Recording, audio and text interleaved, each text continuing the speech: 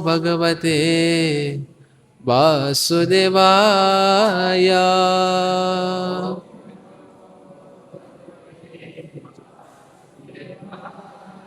ओम नमो भगवते वासुदेवाय।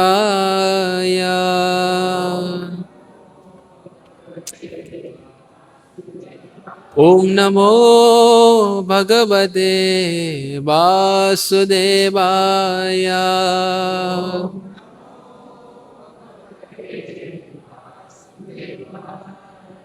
ॐ अज्ञानतिमिरन्धस्य ज्ञानाञ्जनशलाकया चक्षुरुन्मीलितं येन तस्मै श्रीगुरुवे नमः। श्रीचैतन्यमनोभीष्टं स्थापितं येन भूतले स्वयं रूप कदा मह्यं ददाति स्वपदान्तिकम्। वन्देऽहं श्रीगुरौ श्रीयुतपदकमलं श्रीगुरुन् वैष्णवांश्च श्रीरूपं साग्रजातं सहगणा रघुनाथान्वितं त्वं सजीवं साद्वैतं सावधूतं परिजनसहितं कृष्णचैतन्यदेवं श्रीराधाकृष्णपादान् सहगणा ललिता श्रीविशाखान्वितांश्च। जय श्री कृष्ण चैतन्य प्रभु नित्यानंद श्री अद्वैत गदाधर श्रीवासादि गौर भक्त वृंद। हरे कृष्ण कृष्ण कृष्ण हरे हरे, हरे राम राम राम हरे हरे, हरे कृष्ण कृष्ण कृष्ण हरे हरे, हरे राम राम राम हरे हरे, हरे कृष्ण हरे कृष्णा।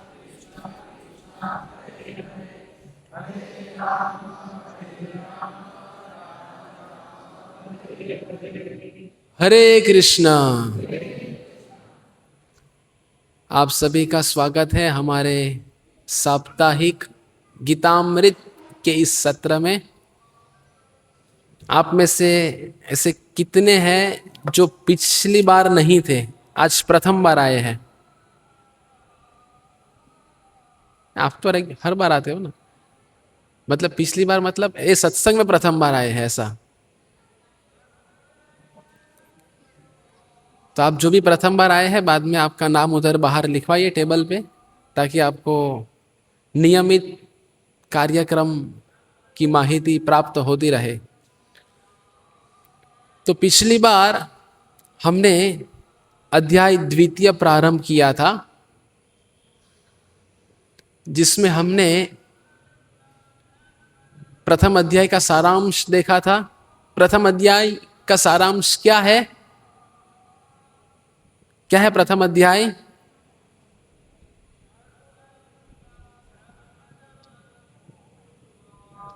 बोला सीता ठकुरानी देवी दासी।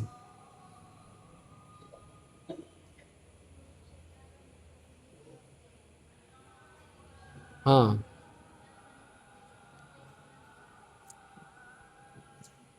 जोरात बोला।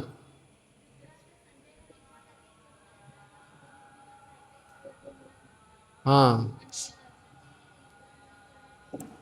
हाँ, समजलं सगळ्यांना? प्रथम अध्याय का सारांश ये है कि धृतराष्ट्र अर्जुन से प्रश्न कर रहे हैं कि सब लोग एकत्रित होकर क्या कर रहे हैं। तो प्रथम अध्याय में हमने ये देखा कि धृतराष्ट्र महाराज कुछ प्रश्न कर रहे हैं, संजय प्रति उत्तर में उनको सब बता रहे हैं कि पांडवों के सैन्य में कितने थे, कौरवों के सैन्य में कितने लोग हैं। सब लोगों ने अपने अपने शंख फूके। उसके पश्चात अर्जुन के विजय के कुछ लक्षण दिखाई दे रहे हैं। उसके पश्चात हमने ये देखा कि अर्जुन जब भगवान से विनती करते हैं, सेनयोर उभयोर मध्य रथम स्थापय में अच्युत, हे अच्युत मेरा रथ दोनों सेनाओं के मध्य में रखे। और जैसे ही रथ मध्य में आते हैं और अर्जुन देखते हैं कि ये तो मेरे ही है, तो अर्जुन भगवान के समक्ष दलील प्रस्तुत करते हैं कि मैं युद्ध नहीं लड़ूंगा, और ये युद्ध न लड़ने के 5 कारण प्रस्तुत करते हैं अर्जुन। कितने कारण याद है? सबसे पहला दया,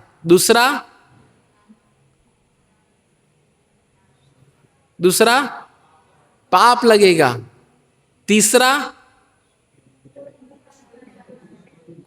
कुल परंपरा नष्ट हो जाएगी, चौथा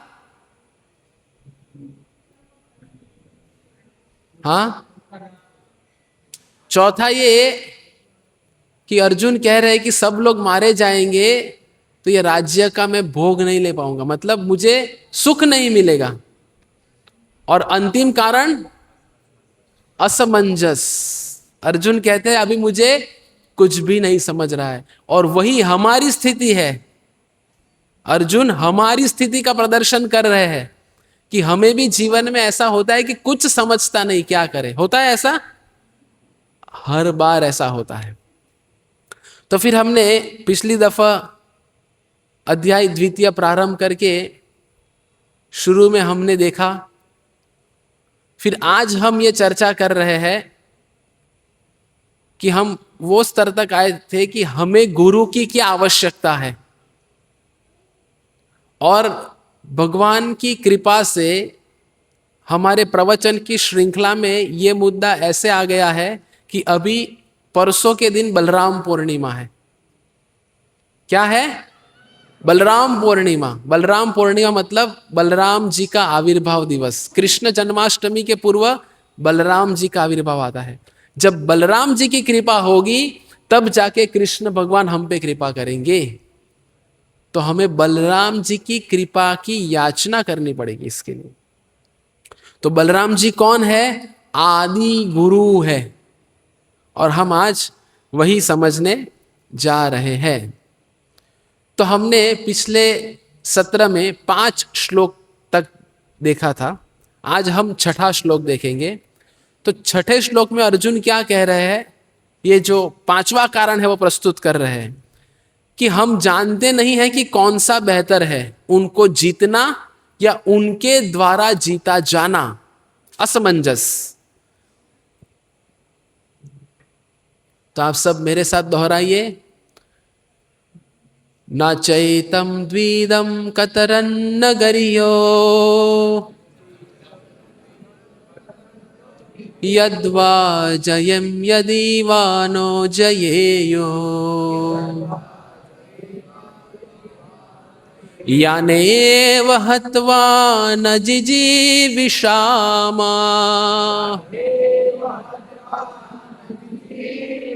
स्तेव स्थिताः प्रमुखे धृतराष्ट्रः।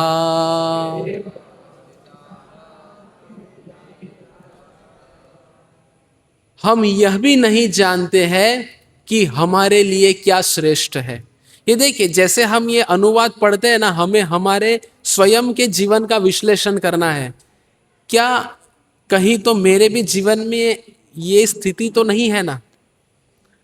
हम यह भी नहीं जानते हैं कि हमारे लिए क्या श्रेष्ठ है, उनको जीतना या उनके द्वारा जीते जाना। यदि हम धृतराष्ट्र के पुत्रों का वध कर देते हैं तो हमें जीवित रहने की आवश्यकता नहीं है, फिर भी वे युद्ध भूमि पे हमारे समक्ष खड़े हैं।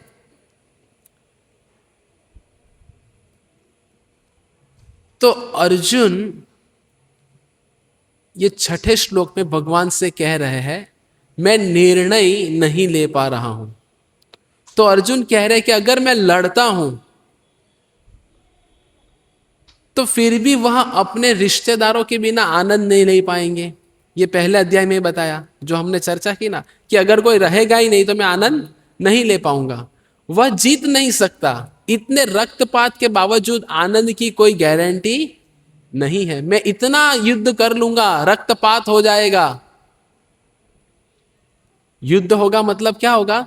सब जगह खून खराबा हो जाएगा। अर्जुन कहेंगे अगर मैं इतना सब कुछ कर भी लूंगा तो भी कोई शाश्वती नहीं है कि मुझे आनंद मिलेगा। तो उससे तो बेहतर ये है, अर्जुन कह रहे कि मैं युद्ध ना लड़ूं और अगर मेरा क्षत्रिय धर्म है कि युद्ध लड़ना चाहिए, तो उससे अच्छा मैं क्या कर सकता हूं कि मैं भिक्षा मांग के रह लूंगा। तो इसमें वही बता रहा है कि अगर मैं नहीं लड़ता हूं तो भीख मांगना ही मेरे जीवन निर्वाह का एकमात्र साधन होगा। एक क्षत्रिय के लिए बहुत कठिन है और इसलिए कोई आनंद नहीं है। यह भी एक लज्जाजनक विकल्प होगा। भगवान कह रहे ये क्षत्रियों के लिए क्या है, लज्जा है, शर्म आनी चाहिए अगर कोई अपने स्वधर्म का पालन नहीं कर रहा है। तो समझ रहे आप सब लोग, क्योंकि बात ये चल रही है कि अर्जुन कह रहे हैं कि मुझे युद्ध नहीं लड़ना है, तो अगर मैं लड़ूंगा तो भी आनंद नहीं मिलेगा, और अगर मैं नहीं लड़ता हूं तो मैं भिक्षा मांग के जी लूंगा, तो यह भी मेरे लिए शर्मजनक है। तो मैं क्या करूं मुझे ही नहीं समझ में आ रहा है। फिर जाके 7वां श्लोक बहुत महत्वपूर्ण है हम सब साधकों के लिए, जिससे हमारे भगवत गीता में आज का जो विषय है कि गुरु की क्या आवश्यकता है वो प्रदर्शित होगा। अर्जुन ने कहा अब मैं अपने कर्तव्य के बारे में भ्रमित हूं। यह हमारी भी दशा है। मैं आपका शिष्य हूं और ये आत्मा आपको समर्पित है, कृपया मुझे उपदेश दे। तो हमें क्या सिखा रहे अर्जुन कि जब भी हमारे जीवन में ऐसी स्थिति का निर्माण होता है तो हमें भगवान से याचना करनी है कि मैं आपका शिष्य हूं, आप कृपा करके मुझे मार्गदर्शन दे। और जब भगवान से ऐसी याचना करेंगे तो भगवान हमारे जीवन में प्रामाणिक गुरु भेजेंगे। भगवान कृष्ण की कृपा से हमारे जीवन में प्रामाणिक गुरु आएंगे, जैसे श्रील प्रभुपाद जी, उनके वर्तमान अनुयायी, और श्रील प्रभुपाद जी की कृपा से हमें भगवान कृष्ण मिलेंगे। यह हमें स्पष्ट रूप से समझ लेना पड़ेगा। तो क्या कह रहे अर्जुन 7वें श्लोक में, सब मेरे साथ बोलिए। कार्पण्य दोषोपहत स्वभावः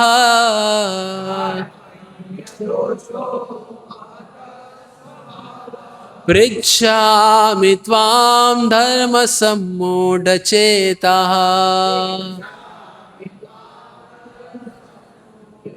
यच्छ्रेयस्यान्निशितं ब्रीहि तन्मे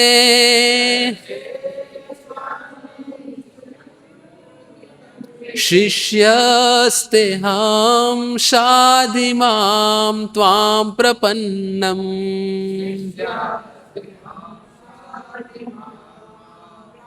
बहुत सुंदर।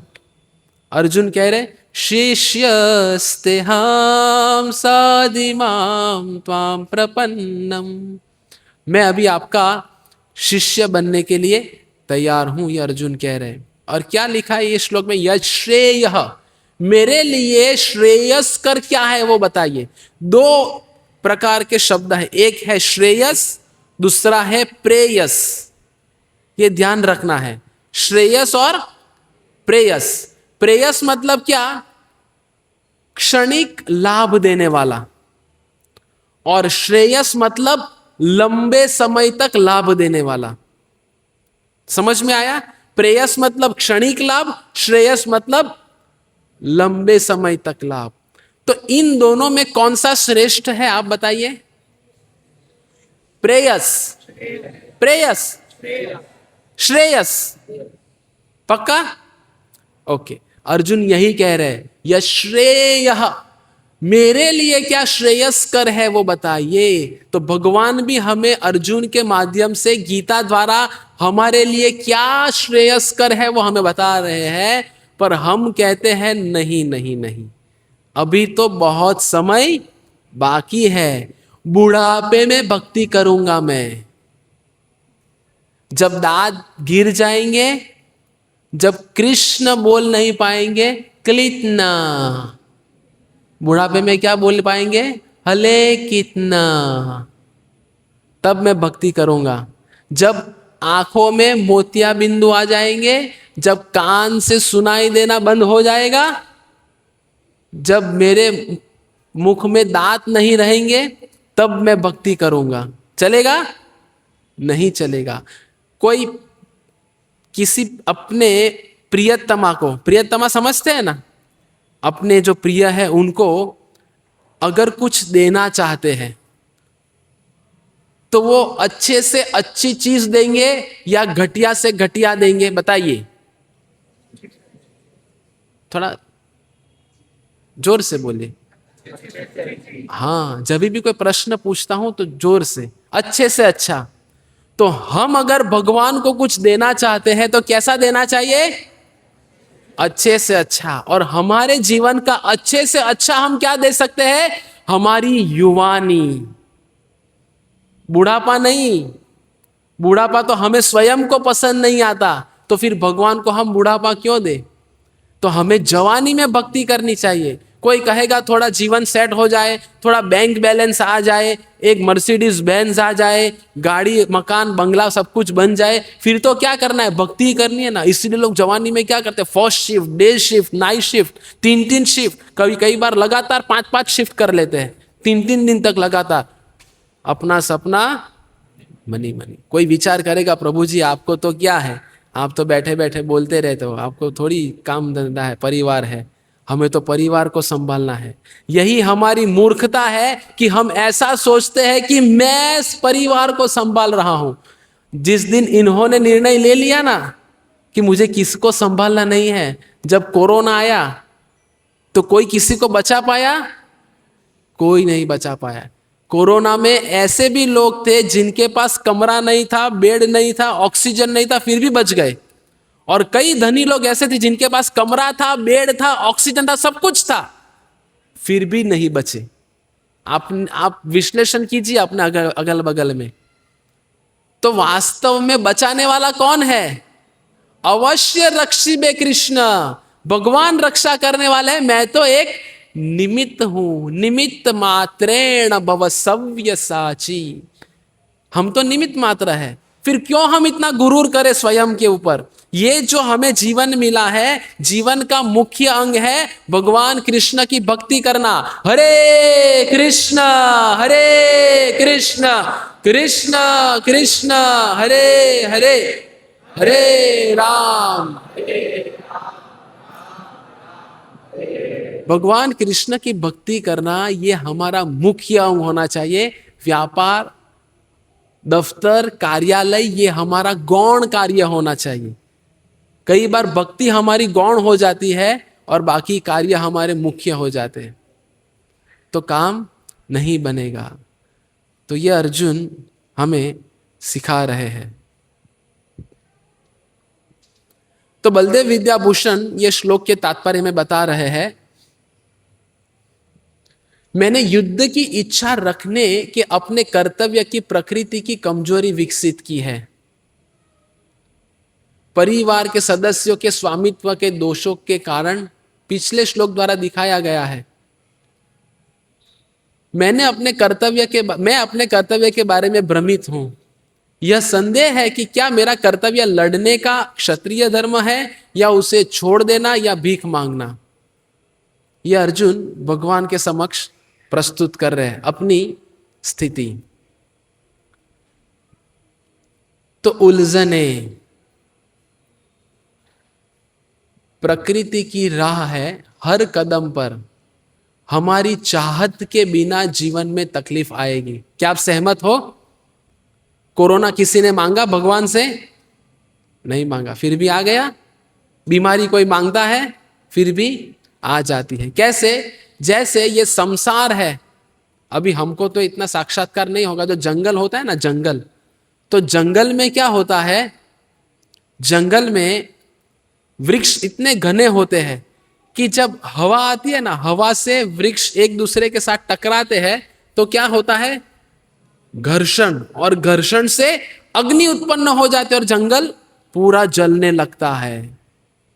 अभी कोई जलाने गया, अपने आप आग लग गई। वैसे ही हमारे जीवन में भी अपने आप आग लग जाती है। लग जाती है कि नहीं लग जाती? दिल जला ना दिल जले से दिल जल जाएगा, दिल जल जाता है। इसीलिए हम प्रतिदिन मंगल आरती में क्यों आना चाहिए? प्रतिदिन मंगल आरती में आने का मकसद क्या है? हम गुरुवाष्टकम गाते हैं और गुरुवाष्टकम में क्या गाते हैं? संसार दावानलालीढलोका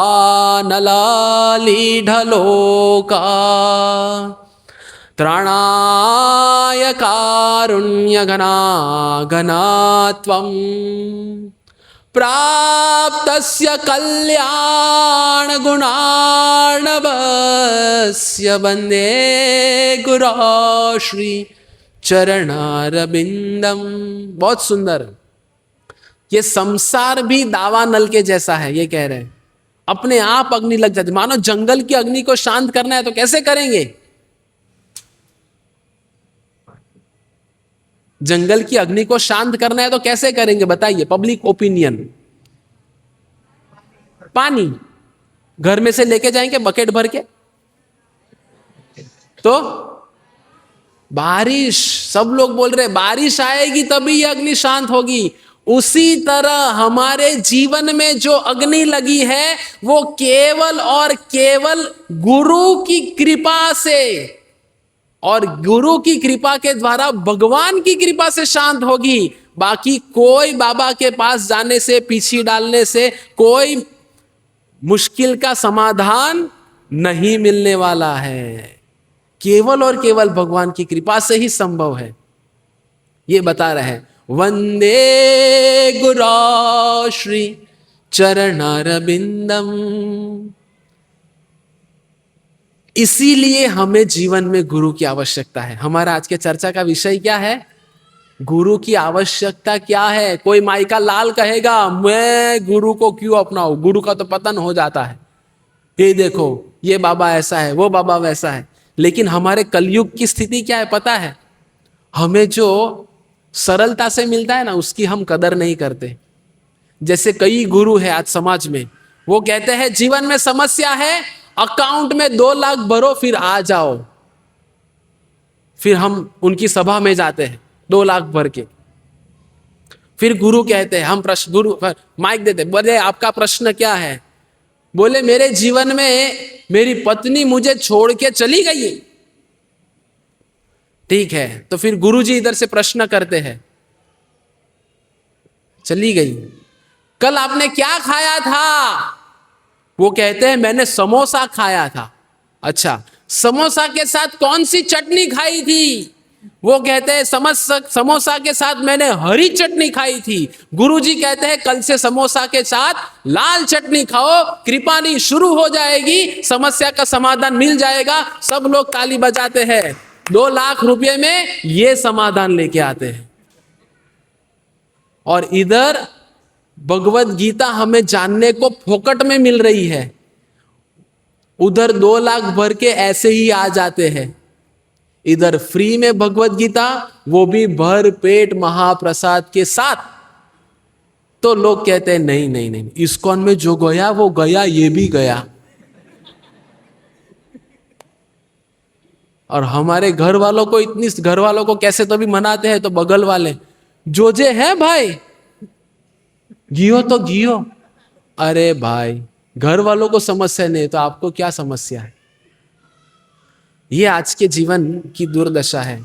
कर्तव्य और उत्तरदायित्व को लेकर जब हमारा मन व्याकुल हो जाता है, समझिए, जब कर्तव्य और उत्तरदायित्व को लेकर हमारा मन व्याकुल हो जाता है तो हमें हमारे उच्च अधिकारी के पास जाना चाहिए, अर्थात गुरु के पास जाना चाहिए और गुरु से मार्गदर्शन लेना चाहिए। अपना दिमाग नहीं लगाना चाहिए। हमें लगता है कि मैं मेरे दिमाग से समस्या का समाधान ले लूंगा, और हम कहते किधर आजकल किसी के पास शास्त्र पढ़ने का समय है।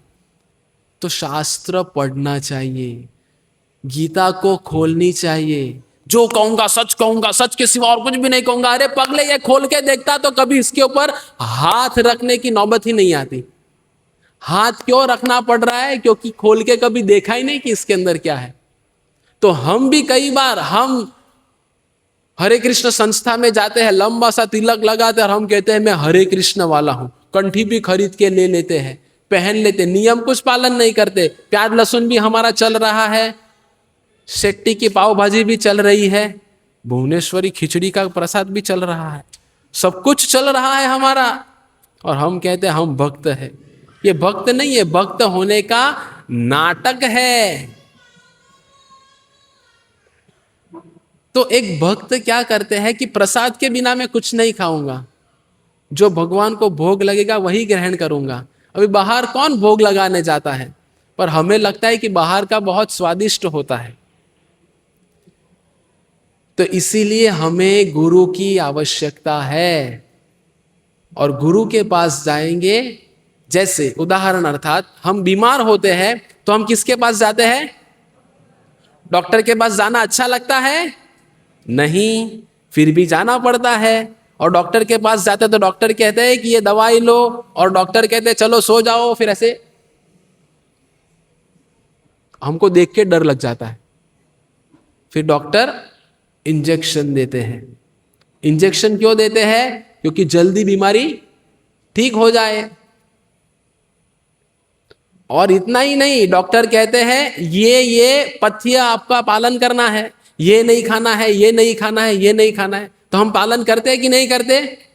क्यों करते हैं बताइए? बीमारी ठीक करनी है, तो डॉक्टर जो कहेंगे सब कुछ करेंगे। उसी तरह हम हमारे जीवन में भौतिक दृष्टिकोण से पूरे बीमार है, जिसको शास्त्र में नाम दिया गया है। हमें क्या हुआ है? प्रेम रोग नहीं, भव रोग हुआ है। कौन सा रोग? भव रोग। आजकल तो पूरी दुनिया, अरे पहली नजर में ऐसा जादू कर दिया। कई युवान है इधर, तो युवानों को लगता है बस यही मेरी जिंदगी है, पसंद आ गया ना। अरे ऐसे कोई जिंदगी नहीं चलती। ये कोई क्रिकेट का मैच नहीं है, वनडे खेल लिया कि काम हो गया। ये जन्मों जन्म का नाता है। तो डॉक्टर के पास जाने के पश्चात वो जो बोले सब हम पालन करते हैं बीमारी ठीक करने के लिए। उसी तरह हम भौतिक दृष्टिकोण से भव रोग हुआ है, इसीलिए हम लोग सत्संग में आए हुए हैं। तो इधर भी कभी कभी इंजेक्शन मिल जाता है। कौन सा इंजेक्शन? 4 नियम पालन करो, ये मत करो, वो मत करो। तो हम लोग कहते हैं बाबा बाबा बाबा ये तो बहुत नियम है, कल से दूर से ही, बाहर से पीप पीप।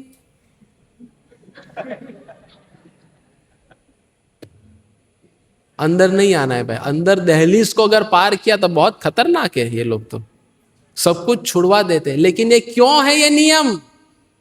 गुरु ये नियम क्यों देते हैं? हमारे अच्छे के लिए या गुरु की वाहवाही के लिए? हमारा भवरोग ठीक हो जाए। तो अगर हमको हमारा भवरोग ठीक करना है तो हमें ये नियम पालन करना पड़ेगा। और उसके साथ साथ जो हमें वर्जित किया है, क्या? मांसाहार नहीं करना, जुआ नहीं करना, पर पुरुष पर स्त्री संग नहीं करना, और नो मेडिटेटिंग, नो गैम्बलिंग, नशा नहीं करना। बोलो जुबा केसरी नहीं बोलना और नहीं करना। कई बार लोग को आदत होती है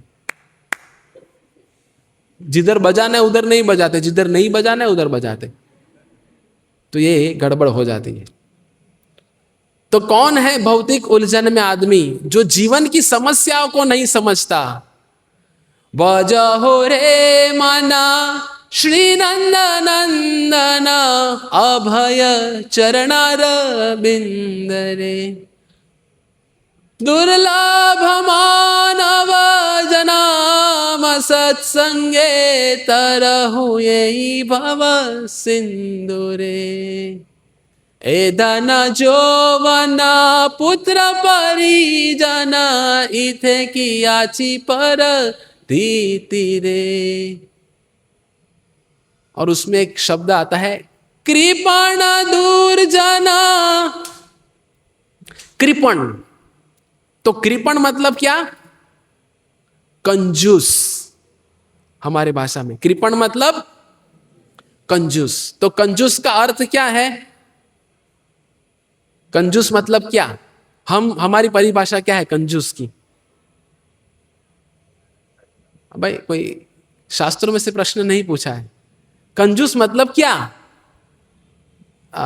दशरथ, उनको अच्छे से अनुभव है। कंजूस मतलब मक्खी चूस मतलब कौन? अगर मानो चाय पीते वक्त, आप लोग तो नहीं पीते, दूध पीते वक्त अगर मक्खी गिर जाती है तो ऐसे मक्खी निकालेगा और मक्खी को निचोड़ेगा कि इसमें इतना दूध बच भी क्यों जाए, तो वो भी निचोड़ के पी लेता है। इसको कहते हैं कंजूस मक्खी चूस।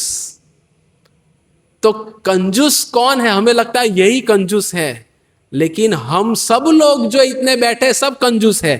कैसे? कौन पढ़ेगा? धवल भाई पढ़िए। वह एक कंजूस आदमी है जो मनुष्य के रूप में जीवन की समस्याओं का समाधान नहीं करता है और इस प्रकार आत्म साक्षात्कार के विज्ञान को समझे बिना इस दुनिया को बिल्लियों और कुत्तों की तरह छोड़ देता है। समझे? कंजूस कौन है? जो जीवन की समस्याओं का समाधान करना नहीं चाहता। जीवन की वास्तविक समस्या क्या है? मेरा सर दर्द हो रहा है, यह है समस्या? नहीं। तो क्या है जीवन की वास्तविक समस्या? बताइए।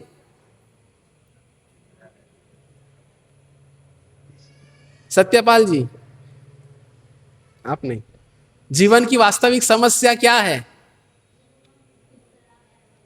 जन्म मृत्यु जरा व्याधि दुख दोषानुदर्शनम। जीवन की वास्तविक समस्या पेट दर्द नहीं, सिर दर्द नहीं, पति पत्नी के झगड़े नहीं, सास बहू के झगड़े नहीं, ये कोई जीवन की समस्या नहीं है। जीवन की समस्या वो नहीं है कि मेरे दफ्तर में मेरा बॉस मुझे तकलीफ देता है, ये कोई जीवन की समस्या नहीं। जीवन की वास्तविक समस्या है जन्म मृत्यु जरा और व्याधि। समझ गए? जन्म लेना, मरना, बुढ़ापा और बीमारी आना, ये वास्तविक समस्या है। तो कंजूस वो है जो ये वास्तविक समस्याओं को सुलझाने का प्रयत्न नहीं करता और प्रयत्न न करके ऐसे कुत्ते बिल्ली की तरह ये जीवन छोड़ देता है। पूरा संसार ऐसे ही है। वो कहते हैं संसार में आए हैं, कर्तव्य करो, परिवार का भरण पोषण करो, चले जाओ। नहीं, तो इसमें जीवन की समस्या का समाधान किधर हुआ? जन्म का समाधान हुआ। हमने पिछले सत्रों में देखा ना कि जन्म लेना भी सुखदायक है ना? सुखदायक है कि दुखदायक है?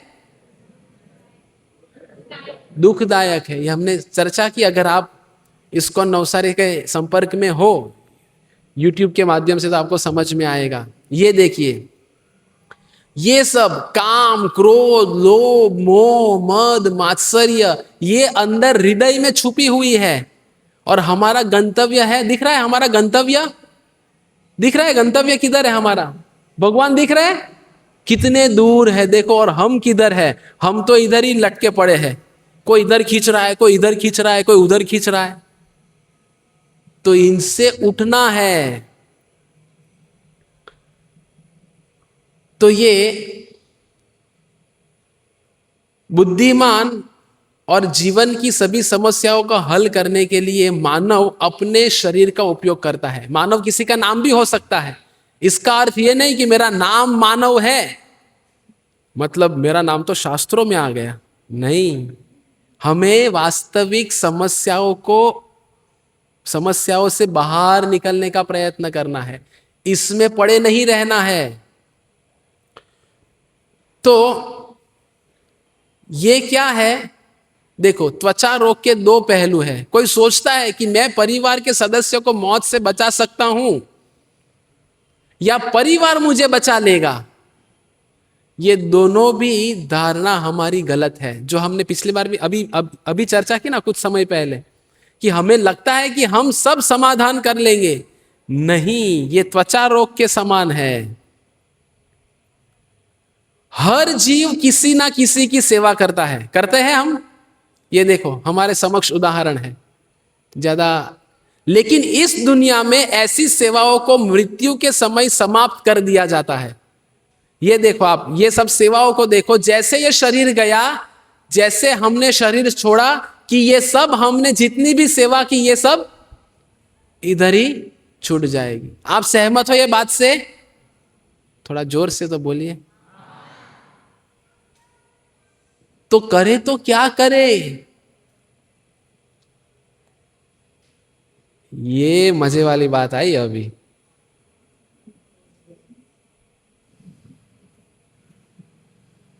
हर कोई किसी ना किसी को चाहता है।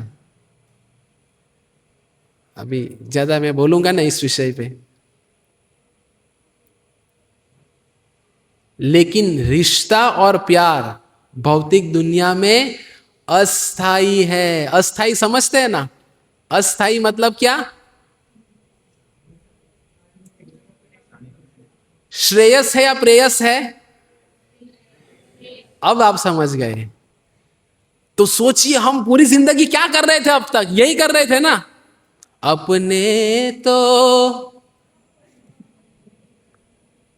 यही कर रहे थे पूरे जीवन भर, और अभी भी करेंगे शायद। तो इसीलिए हमें गुरु की आवश्यकता है, जो हमें कहेंगे, बताएंगे कि ये अस्थाई है। ये जो भी हमें अब तक हमने देखा, किसी भी पदार्थ का धर्म उसका सहज स्वभाव होता है। जैसे धर्म मतलब क्या? चीनी का धर्म क्या है? मिर्ची का? कभी चीनी तीखी होती है या कभी मिर्ची एकदम मधुर होती है?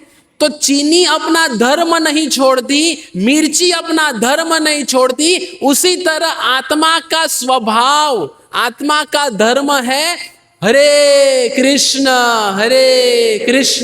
कृष्ण कृष्ण हरे हरे, हरे राम राम राम हरे हरे। ये आत्मा का धर्म है, भगवान की सेवा करना।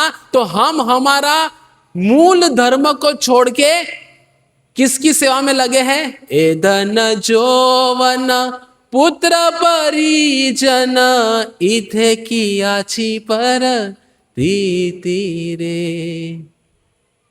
कमल दल जल जीवन टलमल, चपल सुखलव लागे रे। ये केवल ऐसा लगता है, हा क्या सुनने में मधुर है। जितना मधुर है उतना ही पालन करने के लिए कठिन है। क्या कहा है? ये सब कुछ क्षणिक है।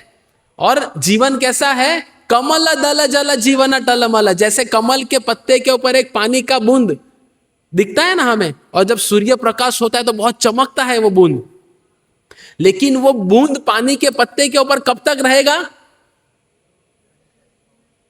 कोई गारंटी नहीं, कभी भी गिर सकता है। वैसे मनुष्य जीवन है, कभी भी छूट सकता है।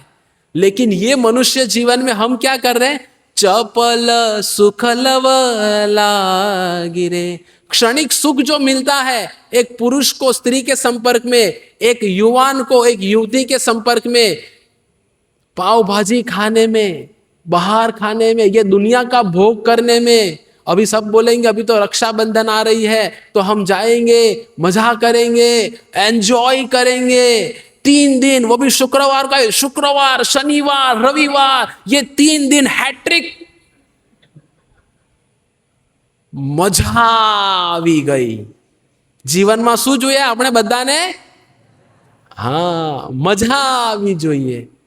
એ જે મજા આવી જોઈએ ને તે અહીંયા આવી જોઈએ। આ 4 દિવાલની બહારની, પણ આપણે મજા ક્યાં આવે? 4 દિવાલની બહાર જ બહુ મજા આવે। भगवान की सेवा करना बिना शर्त और प्यार के साथ, ये देखो कितना सुंदर जीवन है भगवान के साथ। ये जीवन छोड़ के हम इधर आए और इधर मगजमारी में उलझ गए, और हमको लगता है बस यही मेरा परिवार है। उधर इतना बड़ा परिवार हमारी प्रतीक्षा में है, तो हमारा लक्ष्य है कि वो परिवार की ओर जाना। देखो कृष्ण बलराम हम सबको पुकार रहे, देखो लंबी लाइन लगी है, हमें भी उनमें शामिल होना है। तो हमको ये सब, ये जो बताया ना ऊपर, ये सब सेवाओं को छोड़ के हमें भगवान की सेवा में लगना है। यही हमारा आत्मा का धर्म है। जैसे हनुमान जी और रामचंद्र जी का, जैसे ये हम सब लीला जानते हैं, अर्जुन और भगवान कृष्ण, यशोदा माँ और भगवान कृष्ण, दोनों के बीच का प्यार भरा रिश्ता भी शाश्वत है। ईश्वर के प्रति उस शाश्वत प्रेम और सेवा को सनातन धर्म कहा जाता है। जैसे भूलने की बीमारी से पीड़ित व्यक्ति अपने माता पिता रिश्तेदार को भूल जाता है, हम परमेश्वर के प्रति अपने प्रेम और सेवा को भूल गए हैं। भूल गए कि नहीं भूल गए? उनको भूल गए, इसीलिए तो इधर उलझ गए ना हम। ईश्वर को भूलकर हम इस संसार में प्रेम और सेवा को अस्थायी संबंध में प्रस्तुत करते हैं। Life with selfie, life with selfie, ऐसे ऐसे लोग करते हैं ना। समुद्र के किनारे जाएंगे, फिर कभी अपना सिर रख के फोटो खिंचाएंगे, कभी क्या रख के फोटो खिंचाएंगे। ये सब अस्थाई है। तो पहले क्या होता है? हम दो होते हैं, दोनों के बीच में प्यार। फिर क्या होता है? 2 से 4 होते हैं, तो बच्चों के प्रति प्यार। फिर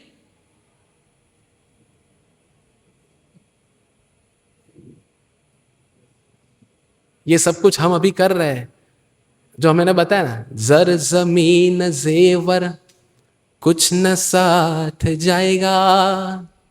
आगे आप ढूंढ लेना। और ये मुंह में भी नहीं आता, इतना बड़ा। ऐसी लाइफस्टाइल हमें चाहिए।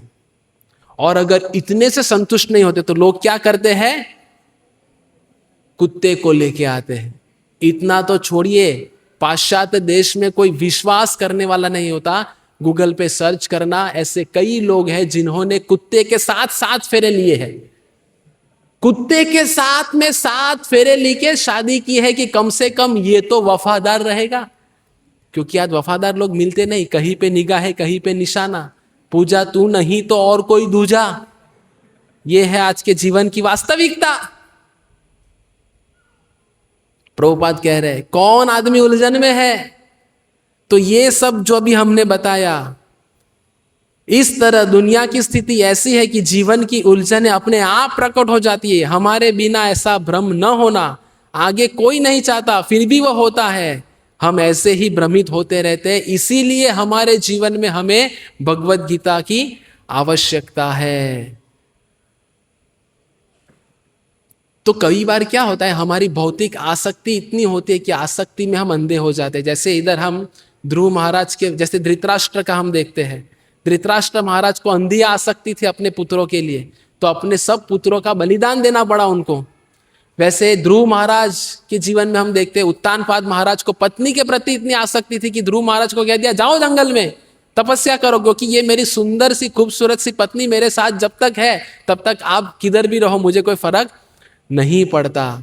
लेकिन ऐसे जीवन की विकट भरी परिस्थितियों माता द्रौपदी ने अपने उदाहरण से बताया। द्रौपदी ने सबको पुकार लिया भरी सभा में, ये आओ वो आओ वो आओ, कोई रक्षा नहीं कर पाया। फिर अंत में द्रौपदी ने बताया कि अंत में हमारी कौन रक्षा करेंगे? हरे कृष्ण कृष्ण कृष्ण हरे हरे, हरे राम राम राम हरे हरे। माता कैकेयी की भौतिक आसक्ति अपने पुत्रों को राजा बनाना चाहती थी, इसीलिए प्रभु श्री रामचंद्र जी को वनवास जाना पड़ा। ये तो हमने चर्चा की। तो अपने भौतिक शरीर और सामग्री से लगाव, ये हमारी मूर्खता है। अभी बात आई रिश्तेदारों और दोस्तों के भौतिक संबंधों के लिए भौतिक लगाव। कई बार मित्रता ऐसी होती है ना हमारी, मेरा मित्र, अगर मैं प्रभु जी को सब कुछ सच बता दूंगा तो हमारी मित्रता टूट जाएगी। फिर भले मेरा मित्र कोई XYZ बाजार में पड़ा हो,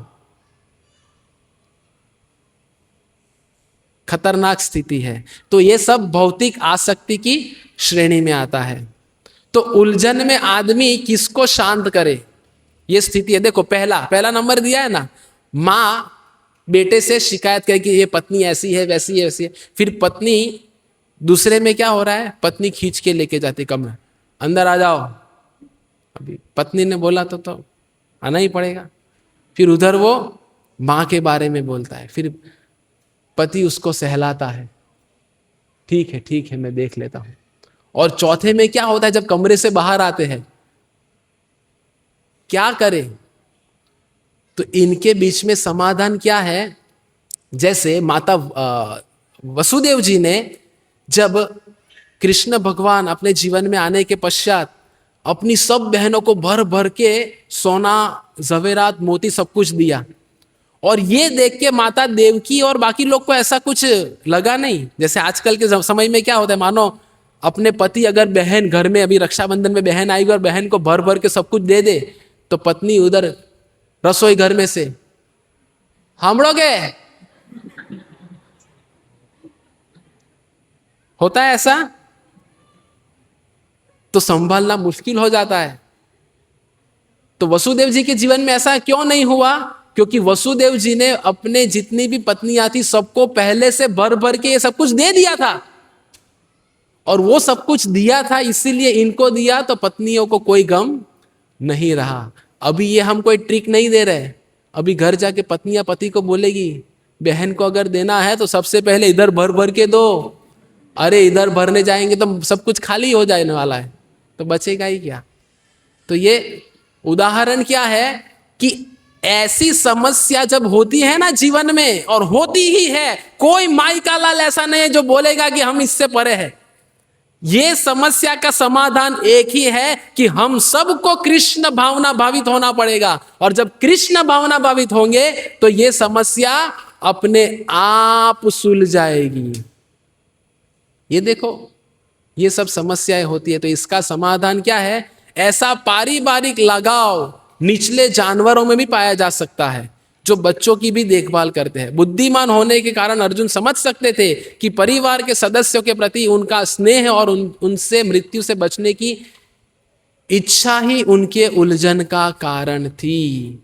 यद्यपि वह समझ सकता था कि लड़ने के लिए उसका कर्तव्य इसका इंतजार कर रहा है, फिर भी अर्जुन इतना सब कुछ बताने के बाद भी अभी भी समझ नहीं पा रहे हैं।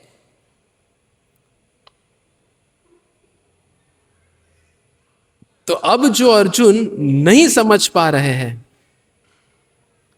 तो आगे भगवान 8वें श्लोक में अर्जुन को बताएंगे। अभी भी अर्जुन की समस्या का समाधान नहीं हुआ है, और हमारी भी समस्या का समाधान नहीं हुआ है।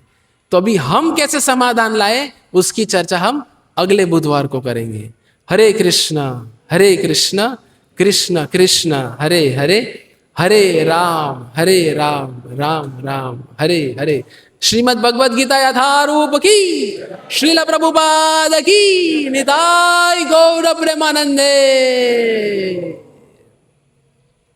किसी का कोई प्रश्न आज के विषय के संबंध में? दो हो सकता है इसका कारण, एक तो सब जो समझाया सब कुछ समझ गया, या जो समझाया वो सब कुछ ऊपर से गया।